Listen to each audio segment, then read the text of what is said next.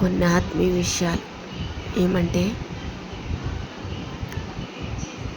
నాకు మొత్తం బైబిల్లో విషయాలు పరిపూర్ణంగా తెలుసని కాదు, కానీ దేవుడు ఒక్కొక్కరికి ఒక్కొక్క తలాంతు ఇస్తాడు.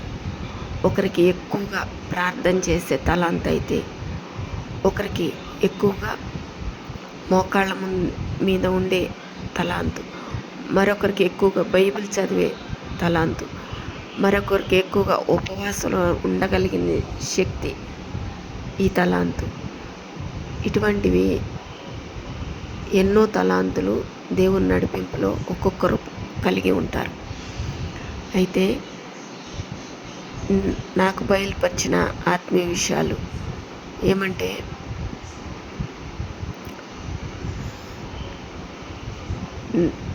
దేవుడు ఎప్పుడైతే మానవుని సృష్టించేటప్పుడు ముందు అన్ని జంతువులన్నీ అయిపోయిన తర్వాత, అన్ని రకాల జీవరాశులు ప్రాణం ఉన్నవన్నీ అయిపోయిన తర్వాత చివరిగా మానవుని సృష్టించాడు. ఆ మానవుని ప్రక్కటెముకల నుండి ఒక మానవురాలు అంటే హవ్వని సృష్టించాడు. ఈ ఆదామును సృష్టించినప్పుడు ఆదాముతో ఆపేస్తే సృష్టి అనేది ఇక ఉండేది కాదు, ఇంక ఈ చరిత్ర అంతా జరిగేవి కాదు. కానీ అవ్వను సృష్టించట, అవ్వ ద్వారా తినవద్దన్న పండు తినటం, వినవద్దన్న మాటలు వినటం, ఇవన్నీ జరిగినాయి. ఆదాము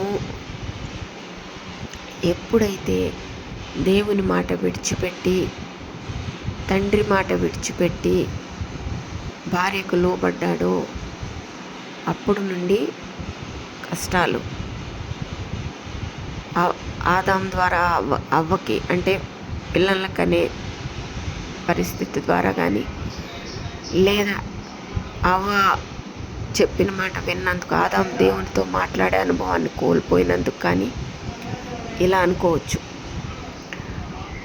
అయితే ఇప్పుడు మరలా దేవుని బిడ్డగా ఉండాలి అంటే ఎవరైనా పుట్టిన బిడ్డని దేవునికి సమర్పించుకోగలగాలి.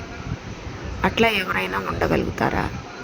ఎవరైనా బిడ్డ జన్మించిన వెంటనే ఈ బిడ్డ మంచి వ్యక్తిని వివాహం చేసుకోవాలి, బిడ్డలు జన్మించాలి, ఇది కోరుకుంటారు ఎవరైనా. అంతేగాని నా బిడ్డ ఇలాగే దేవుని సేవలో ఉండిపోవాలి, మరణం వరకు నమ్మకంగా దేవుని బిడ్డగా ఉండాలి అనే ఆలోచన ఎవరికో కలుగుతుంది. ఈ సృష్టి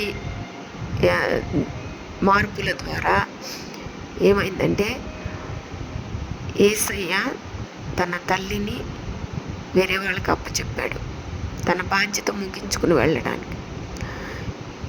ఎప్పుడైతే ఆదామును సృష్టించినప్పుడు ఒక అవ్వ మాట విని లోబడ్డాడో, మరలా అదే తప్పు సరిచేసుకోవడానికి, అదే శరీరేచ్ఛలను, లోకేచ్ఛలను, లోకానుసారమైన సంతోషాలన్నిటినీ విడిచిపెట్టుట కొరకు మరలా తానే స్వయంగా జన్మించాడు. క్రొత్త నిబంధనలు జన్మించి ఎవ్వరి మాట వినకుండా తన మీద ఏర్పడిన బాధ్యత, తల్లిని బాధ్యతగా మరొకరికి అప్పచెప్పి తన పని తాను ముగించుకుని దేవుని వద్దకు వెళ్ళిపోయాడు. ఇట్లా ప్రతి ఒక్కరూ చేయగలగాలి. ఎవరి బాధ్యతలు వారు నెరవేర్చుకొని దేవుని బిడ్డగా రావాలి, దేవుని బిడ్డగా వెళ్ళాలి. ఇది ఇప్పుడు జరగవలసిన పని. కానీ ఎవ్వరూ అటువంటి కోరుకోరు. ఎందుకంటే మరలా వివాహమైన వారే కాబట్టి బిడ్డలకు కూడా వివాహం అవ్వాలనుకుంటారు.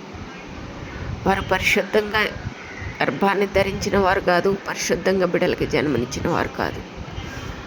అట్లాగే ఒక పురుషుని చూసుకున్న తల్లిలో నుండి తండ్రి ద్వారా ఏర్పడిన వారే. ఇలా ఉంటుంది. ఈ సృష్టిలో తెలియని విషయాలన్నీ ఇలా జరుగుతూ ఉంటున్నాయి. కాబట్టి ఎప్పుడైతే ఒక బిడ్డ జన్మిస్తే ఈ బిడ్డ నీ బిడ్డగా ఉండాలి. ఎన్ని శ్రమలు, శోధనలు, నిందలైన ఈ లోకంలో జయించి మనసుకు సంబంధించినవి కానీ, శరీరానికి సంబంధించినవి కానీ అన్నిటినీ జయించి నీ బిడ్డగా నీ సాక్షిగా ఉండాలి అని కోరుకుంటారో అప్పుడే ఆ బిడ్డకి దీవెనకరమైన తరం ఉంటుంది. ఇలా జరుగుతుంది. ఇప్పుడు ఒక వివాహం అయినప్పుడు తల్లి చూసినంతవరకు ఆ బిడ్డని చూస్తుంది. తర్వాత ఇక నేను వృద్ధాప్యంలోనికి వచ్చాను, నేను చూడలేకపోతున్నాను కాబట్టి ఆ బిడ్డ బాధ్యతలు సమాన వయసులో ఉన్న నీకు అప్పచెప్తున్నానని ఒక భార్యకు అప్పచెప్తూ ఉంటుంది. తనకు వండి పెట్టే విషయం, తన మంచి చెడులు సేవలు చేసే పరిస్థితి అన్నిటినీ భార్యకు అప్పచెప్తుంది. ఇంకా అప్పచెప్పిన తర్వాత మళ్ళీ తన బిడ్డ తన వద్దకు రాలేదని బాధపడుతుంది, తనను పట్టించుకోలేదని బాధపడుతుంది. అప్పచెప్పేసింది కదా మరొకరికి, వివాహం చేసింది తనే ఇష్టపడి, మరొక కోడలు వచ్చింది అప్పచెప్పేస్తుంది. ఇంకా మళ్ళీ తన వద్దకు రావాలనుకోకూడదు. కూతురైనా అంతే, వేరే వాళ్ళకి అప్పచెప్పేశారు మళ్ళీ రావాలని అనుకోకూడదు, తన బిడ్డగా ఊహించుకోకూడదు. ఇక అట్లా తన బిడ్డగా ఉండాలనుకుంటే దేవునికి అప్పచెప్పాలి. దేవునికి అప్పచెప్పాలా, లోకానికి అప్పచెప్పాలా నిర్ణయించుకోవాలన్నమాట. దేవునికి అప్పగించే పని అయితే పరిశుద్ధంగా జీవించాలి. ఆహారం విషయంలో, మనసులో ఆలోచనల విషయంలో, ప్రతి కదలిక, ప్రతి నడవడిక, ప్రతి చూపు, ప్రతి స్వరం వినేది, ప్రతి మాట పలికేది సమస్తం పరిశుద్ధంగా మార్చబడాలి. పసిబాలుని పరిస్థితికి, బాల్యపు స్థితికి వెళ్ళాలి. మలాకి చివరి గ్రంథం చివరి అధ్యాయంలో ఉంటుంది. ఒక వాక్యం గమనించండి. ఇది ఎప్పుడు ఇట్లా బయటి విషయాలు మాట్లాడుకోవటం కాదు, కానీ దేవుని వాక్యకు సంబంధించిన విషయాలే ఇవి. బిడ్డల హృదయం తండ్రుల తట్టు, వాళ్ళ హృదయం పెద్ద తరం వారి హృదయం పిల్లల తట్టు, పిల్లల హృదయం పెద్దల తట్టు అట్లా తిరిగేటట్టు చేశాడు. మలాకి గ్రంథం చివరి అధ్యాయం చివరి వచనంలో ఉంటుంది, గమనించండి. వాళ్ళ హృదయం ఇటు, వీళ్ళ హృదయం అటు మరులుతూ ఉంటుంది. తర్వాత క్రొత్త నిబంధన ఏర్పడిన తర్వాత తన తండ్రికి మాత్రమే తన ఆత్మను అప్పగించేశాడు. ఇక లోకానికి అప్పచెప్పలా. అట్లా ప్రతి ఒక్కరూ దేవుని బిడ్డగా ఉండాలా, లోకానుసారంగా ఉండాలి. పుట్టిన ప్రతి బిడ్డ వివాహం అయ్యి బిడ్డలు పుట్టి విస్తరించాలి అని అనుకోవాలా లోకానుసారంగా.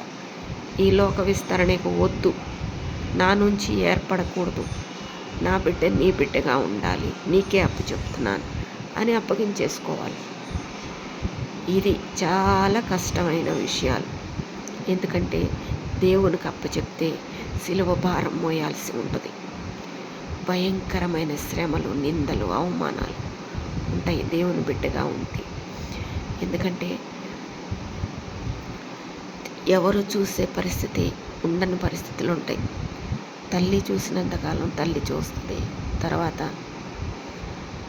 తల్లి కంటే ముందుగానే ఆ బిడ్డ వెళ్ళాడు. అక్కడ యేసుక్రీస్తు ప్రభువు ముందుగానే మరియమ్మ తల్లిని వదిలిపెట్టి ముందుగానే తన తండ్రికి అప్పచెప్పేసుకున్నాడు. ఆత్మను పరిశుద్ధంగా, పవిత్రంగా, మగవాడిగా జన్మించి మగవాడిగా మరలా మగవారిగా ఆత్మను అప్పగించేసుకున్నాడు. ఆడవాళ్ళకి అప్పచెప్పలే. ఇక ఆత్మను పరిశుద్ధంగా ఉన్నాడు, పవిత్రంగా ఉన్నాడు. ఇలా అనుకోవచ్చు. మనసు అనేది ఎటు కావాలంటే అటు మరలుతూ ఉంటుంది. కాబట్టి దేవుని విషయాలు ఎంతో గూఢమైనవి, ఆత్మీయమైనవి. అవి తెలుసుకోవాలంటే మానవుని జ్ఞానం సరిపోదు. ప్రార్థనలో ఉంటే దేవునిచ్చే ఆలోచనలు, తలంపులే నెరవేర్చబడతాయి. కాబట్టి ఎవరైనా లోకంలో నా బిడ్డ గొప్పగా ఉండాలి, మంచి వస్త్రాలతో, మంచి అలంకరణతో, మంచి ఉన్నతమైన స్థితిలో ఉండాలి, ఇలాంటివి కోరుకుంటారు. కానీ ఎంత తక్కువ స్థితిలో ఉన్నప్పటికీ దేవుని బిడ్డగా ఉంటే చాలు, ప్రార్థనలో ఉంటే చాలని ఎవరైనా అనుకుంటారా? అలా